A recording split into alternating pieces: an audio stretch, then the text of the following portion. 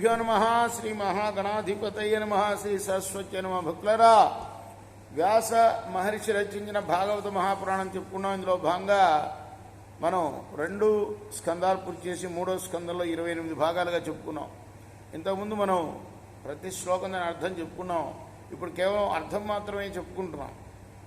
తెలుగులో అర్థం, తెలుగు ట్రాన్స్లేషన్ చెప్పుకున్నాం. ప్రతి శ్లోకం మాత్రం చెప్పుకోవట్లేదు. ఈరోజు 29వ భాగం 3వ స్కందంలో. ఓ మునీశ్వర, నరులు, పితృదేవతలు, దేవతలు వీరి పరమాయువుల పరిమాణాలని తెలియచేశావు. ఇక ముల్లోకాలు గురించి, పైలోకాలు దర్శించే వారి విశేషాలు వివరించవయ్యా. ఓ మునీంద్ర, నువ్వు పితృదేవతలు, దేవతలు, మనుషుల యొక్క ఆయు ప్రమాణం ఎంతో చెప్పావు.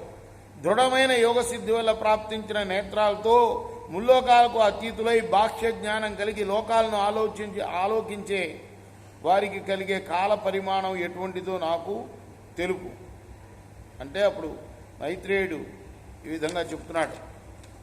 విదుర మైత్రేయ సంవాదం. జనుల అభిమానం అందుకున్న ఓ పవిత్ర చరిత్ర విదుర విను. కృతయుగం 4000 దివ్య సంవత్సరాల ప్రమాణం. దివ్య సంవత్సరాలంటే దేవతలకు సంవత్సరం. మనకు ఒక సంవత్సరం అయితే దేవతలకు ఒక రోజు కింద లెక్క. ఆ విధంగా 4000 దివ్య సంవత్సరాల ప్రమాణం. దాని సంధ్యాకాలం 800 ఏళ్ళు. ఒక యుగానికి మరొక యుగానికి మధ్యకాలాన్ని సంధ్య అంటారు. త్రేతాయుగ ప్రమాణం 3000 దివ్య సంవత్సరాలు. దాని సంధ్యాకాలం 600 ఏళ్ళు. ద్వాపరయుగ ప్రమాణం 2000 దివ్య సంవత్సరాలు. దాని సంధ్యాకాలం 400 సంవత్సరాలు. కలియుగ ప్రమాణం 1000 దివ్య సంవత్సరాలు. సంధ్యాకాలం 200 సంవత్సరాలు. ఈ సంధ్యాంశాల మధ్యకాలంలో ధర్మం అధికంగా ఉంటుంది. సంధ్యాంశంలో ధర్మం అల్పమై ఉంటుంది. ధర్మదేవత కృతయుగంలో 4 పాదాలతోటి, త్రేతాయుగంలో 3 పాదాలతోటి, ద్వాపరయుగంలో 2 పాదాలతోటి, కలియుగంలో 1 పాదంతో నడుస్తూ ఉంటుంది. అందువల్ల ఈ పాదాల వ్యత్యాసం వల్ల ప్రజల అదుపు తప్పి నడుస్తూ ఉంటారు. ప్రజలు అధర్మం ఆవిర్భవించి అభివృద్ధి పొందుతుంది. బ్రాహ్మణులు విపరీత బుద్ధులై అపమార్గాల్లో అడుగు పెడుతూ ఉంటారు. భూలోకం, భువర్లోకం, స్వర్గలోకం కంటే కూడా సత్యలోకం ఒకటి పైన ఉన్నది. అందుండే బ్రహ్మకు యుగ చతుష్టయాలు అంటే 4 యుగాలు 1000 గడిస్తే ఒక్కరోజు ఆయనకి. అలానే రాత్రి కూడా. బ్రహ్మ నిద్రపోతే లోకాలకు ప్రళయం వస్తుంది. మేల్కొని చూస్తే మళ్ళీ లోకాలు ఆవిర్భవిస్తాయి. బ్రహ్మదేవుని ఆ ఒక్క దినంలో 14 మనువులు ఉద్భవిస్తారు. వారిలో ఒక్కొక్క మనుకాలం 71 దివ్య యుగాలు. దీన్నే మన్వంతరం అంటారు. దేవతలు, ముళ్ళు, సప్తఋషులు భగవంతుని అంశతో మనువులై పుట్టి లోకాలను పాలిస్తారు. ఈ మన్వంతరాల్లో శ్రీహరి పితృదేవతలు, దేవ, పశు, పక్షి, మానవ రూపాల్లో ఉద్భవించిన వాడై ఆత్మశక్తితో పౌరుష ప్రతాపాలతో విశ్వాన్ని పరిపాలిస్తాడు. క్రమంగా 3 వర్గాల సృష్టి విశేషాలు నాచే ఇప్పుడు చెప్పబడ్డాయి. బ్రహ్మ పగలు పూర్తి కాగానే, రాత్రి రాగానే ఆయన నిద్రపోతాడు. ఆయన శక్తి సామర్థ్యాలు అంధకారంతో ఆవరింపబడతాయి. బ్రహ్మ యొక్క ఆ రాత్రి 3 లోకాలు సూర్య చంద్రులతో పాటు కటిక చీకటితో కప్పబడి ఉంటాయి. సర్వాత్ముడైన విష్ణుదేవుని శక్తి రూపమైన సంకర్షణాగ్ని విజృంభిస్తుంది. ఆ అగ్ని జ్వాలలు ముల్లోకాలను దహించి వేస్తాయి. తీక్ష్ణమైన ఆ మంటల వేడికి తట్టుకోలేక తప్పించి మహర్లోకవాసులు జనలోకానికి వెళ్తారు. ప్రళయం జరిగి సర్వం భగవాన్ యందు ఉపసంహరింపబడుతుంది. అప్పుడు ఆ ప్రళయకాలంలో భయంకరంగా ప్రచండ వాయువులు వీస్తాయి. ఆ వాయువేగానికి ఉత్తుంగ తరంగాలతో ఉప్పొంగిన మహాసముద్ర జలాలు ముల్లోకాలని కూడాను ముంచివేస్తాయి. ఆ మహాసముద్ర మధ్యంలో శ్రీమన్నారాయణుడు శయనించి ఉంటారు. అందమైన మంచి గంధంలాగా, వజ్రంలాగా, కర్పూరంలాగా, హిమపూరంలాగా, రాయంచలాగా, వెన్నెల వెల్లువలాగా, మృణాల వల్లిరిలాగా, ముత్యాల హారంలాగా, పున్నమ చందమామలాగా, రెల్లు పువ్వు చందంలాగా, మల్లె మొగ్గలాగా తెల్లని కాంతులు వెలివిరిసే శేషశయ్య మీద యోగ నిద్ర ముద్రితుడై చల్లగా శయనించి ఉన్న ఆ మహావిష్ణువు యొక్క ఉదరంలో అన్ని లోకాలు ఉంటాయి. జనలోక నివాసులైన పుణ్యాత్ములు ఎన్నో విధాల సన్నుతించుగా ఆ నీటి మధ్యలో సాటిలేని మేటి వెలుగులు వెదజల్లుతూ పన్నగరాజు యొక్క తల్పం మీద కన్నులు మూడ్చి స్వామి హాయిగా శయనించి ఉంటాడు. ఈ విధంగా అనేక విధాలైన కాలగమనంతో కూడిన అహోరాత్రాలు గడిచిపోతాయి.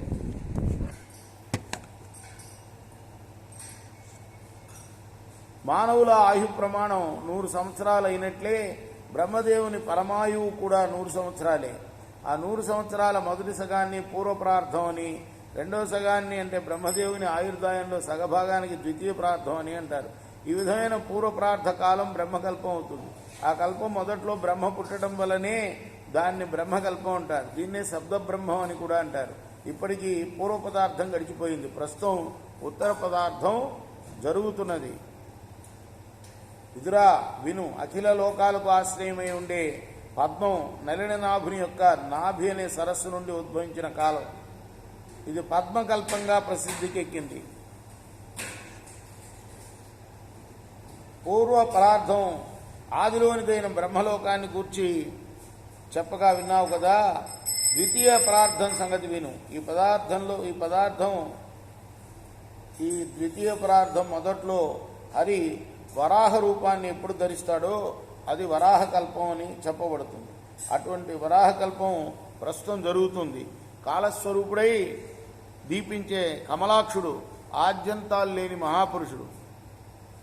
ద్వితీయ వరాహకల్పే అని మనం చెప్పుకుంటాం. కాలస్వరూపుడై దీపించే కమలాక్షుడు ఆద్యంతం లేని మహాపురుషుడు. ఆయన ఏ అఖిల సృష్టికి ముందున్నవాడు, అఖిల లోకాలకు ఆత్మ అయినవాడు. అటువంటి పరమేశ్వరుడికి పరమాణువు మొదలుకొని పరార్థం పర్యంతం జరుగుతూ ఉండే ఈ కాలం ఒక్క నిమిషంతో సమానం అవుతుంది. కనుకనే భగవంతుడే కాలానికి కర్త గాని కాలం భగవంతుడికి కర్త కాదు. అంతేకాక దేహాలు, గేహాలు, సంపదలు మొదలైన కర్మల యందు అభిమానం కల వారికి కాలమే ఆశ్రయమైనటిది. అంచేత భగవంతుడు ఆ గుణాలకు అతీతుడు. అందుకనే ఆయన కర్తయ్యే కాలాన్ని నడిపించుతాడు, కానీ ఆయన్ని కాలం నడిపించదు. కర్మల యందు అభిమానం గల అజ్ఞానులకు కాలం శాసిస్తుంది. ఇంకా 50 కోట్ల యోజనాల విస్తారం గల ఈ బ్రహ్మాండ కోశం 10 ఇంద్రియాలు, మనస్సు, ఇంకా పంచభూతాలైన 16 వికారాలతో కూడి దీనికి బయట పృథ్వీ మొదలైన పంచభూతాలతో ఆవరింపబడి ఒకదానికన్నా ఇంకొకటి 10 రెట్లు ఉండే ఆవరణాలు కలిగి 50 కోట్ల యోజనాల విస్తీర్ణమై ఉంటుంది. రేపు మనం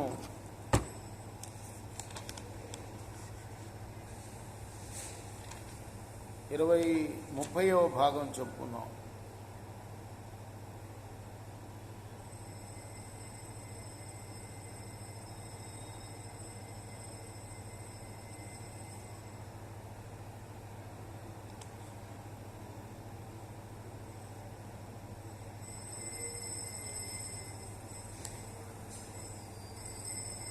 स्वस्ति प्रजाभ्य परिपालयन्तां न्यायेन मार्गेण महीषा गो ब्राह्मणेभ्यः स्वस्ति नित्यं लोकाः समस्ताः सुखिनो भवन्तु। कृष्णार्पणमस्तु। साई कृष्णार्पणमस्तु। सच्चिदानंद सद्गुरु साईनाथ महाराज की जय।